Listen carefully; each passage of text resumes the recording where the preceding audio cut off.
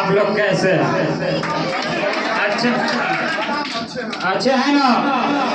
आप लोग के दुआ से हम भी अच्छे हैं। समय के साथ आप लोगों से मिलना चाहता हूँ। Good evening, good evening. आज मुझे बहुत खुशी और गर्व हो। मैं अपने कोचिंग AFZ और अपने अदानी अफरोज भैया के बारे में कुछ शब्द बोलने जा रहा हूँ। इसमें कोई भी गलतियां हो तो मुझे छोटा भाई समझ के माफ कीजिएगा। लो प्लीज माफ कीजिएगा। लो दूर दूर से आए हुए अतिथिगण को मैं सलाम प्रणाम और नमस्कार करता हूँ, और इधर सारे बैठे NCC बटालियन को भी सलाम प्रणाम नमस्कार करता हूँ।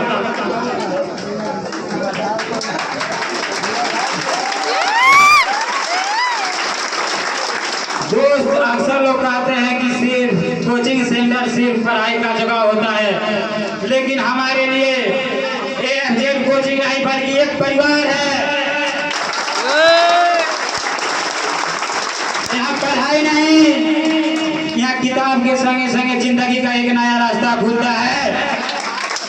और इस परिवार का सबसे बड़ा आधार स्तंभ हमारे अफरोज भैया है। हम इन्हें सिर्फ एक टीचर नहीं बल्कि अपना बड़ा भाई मानता हूँ, और भाई वो होता है जो हर वक्त आपका साथ दे, आपका साथ खड़ा रहे।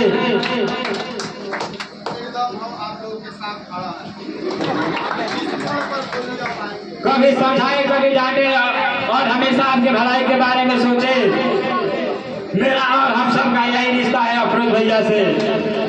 अफरोज भैया में यह बताते हैं कि पढ़ाई सिर्फ किताबों से, अफरोज भैया में यह बताते हैं कि सफलता सिर्फ किताबों से नहीं बल्कि मेहनत का और अनुशासन और सच्चाई से होती है।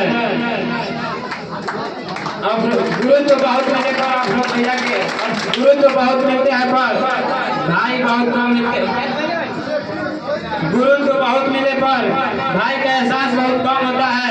अफरोज भैया ने साबित किया है कि पढ़ाई सिर्फ किताबें में नहीं बल्कि रिश्तों में भी होती है।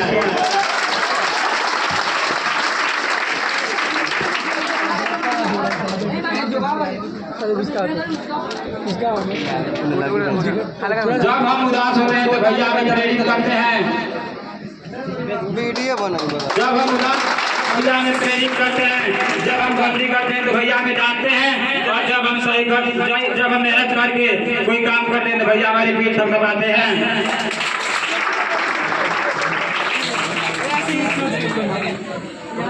भैया हमारी पीठ थपथपाते हैं।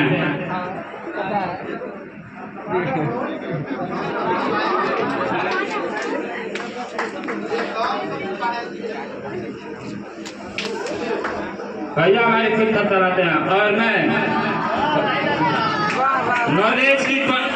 नॉलेज के स्पार्क से जलाकर दिलों में रोशनी जगाते हैं। नॉलेज के स्पार्क को जलाकर दिलों में रोशनी जगाते हैं।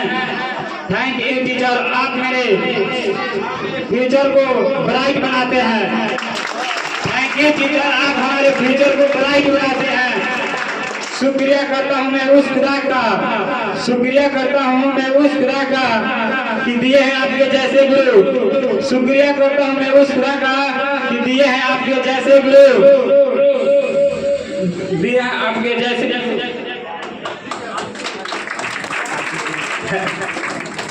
मेरे dear teacher, happy teacher day to you.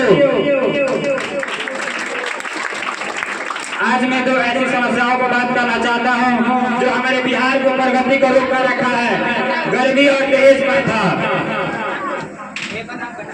Bihar मेहनती लोगों का देश है। यहाँ का हर एक किसान सुबह से लेकर शाम तक पसीना बहाकर काम करता है। यहाँ का हर एक मजदूर अपना खून पसीना देकर अपना रोजी रोटी चलाता है। इसके अलावा हमारे यहाँ गरीबी गहराई से फैली हुई है। बहुत से परिवार ऐसे हैं जिनके घर में 2 वक्त का खाना मुश्किल से जुट पाता है। बहुत से परिवार ऐसे जिनके घर में 2 वक्त का खाना मुश्किल से जूझ पाता है। बच्चे किताब की जगह मजदूरी करने को मजबूर हो जाते हैं और जो पढ़ाई नहीं करते उन्हें रोजी नहीं मिल पाती है। यही कारण है जो हमारे गरीब लोगों की सफलता, यही कारण है जो हम गरीब लोगों की सपनों को दिखा देती है। गरीबी से भूख नहीं और सपना का भी खतना है। गरीबी सिर्फ पैसों की कमी नहीं, उम्मीद का टूटना है। इसके बावजूद भी हमारे समाज में इतनी बुरी प्रथा है जो गहराई से जड़ जुड़ाई हुई है। दहेज प्रथा, जब किसी लड़की का शादी होता है तो उसके बाप से दहेज मांगा जाता है। उसके बाप से दहेज मांगा जाता है। सोचिए एक बाप जो दिन रात मेहनत करके, जिंदगी भर मेहनत करके अपना रोजी रोटी चलाते हैं, उनसे लाखों रुपए मांगा जाता है। सोचिए वो गरीब पिता 1 लाख रुपया कहाँ से लाए। दहेज के कारण ना जाने कितनी बेटियां की शादी देर से होती है और कितने परिवार कर्ज में डूब जाते हैं, कितना खेत बिक जाता है और कितने मासूम बच्चों को जिंदगी बर्बाद हो जाती है। कितने मासूम को जिंदगी बर्बाद हो जाती है। यहाँ पहले से ही गरीबी जीवन कठिन बना रही है और यहाँ दहेज की प्रथा जो आग में घी डाल रही है, आग में घी डाल रही है। मैं जाते जाते कुछ शायरियाँ बोलना चाहता हूँ।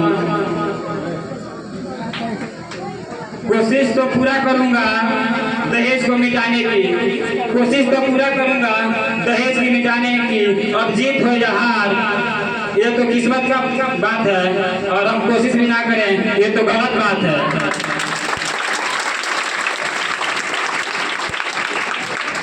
हम घर से लेकर देश तक हम घर ही नहीं बल्कि देश भी चलाते हैं। हम घर ही नहीं बल्कि देश भी चलाते हैं। हम किसान का बेटा है शायद, जमीन का भी कर्ज चुकाते हैं।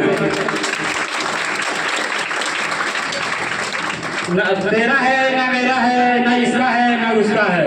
ना तेरा है ना मेरा है, ना इसका है ना उसका है।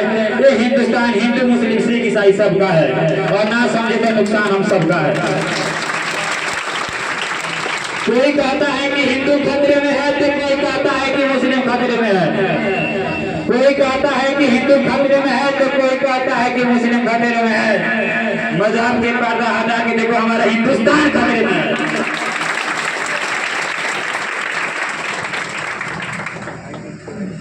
जलजला, कभी जलजला आएगा तो कभी तूफान आएगा। कभी जलजला आएगा तो कभी तूफान आएगा। कभी मौत से भरा सामान आएगा। जब भी जरूरत पड़े जब भी जरूरत पड़ी भारत को तो सबसे पहले गरीब किसान आएगा। ए मेरे देश प्रेमियों, आपस में प्रेम बनाए रखना।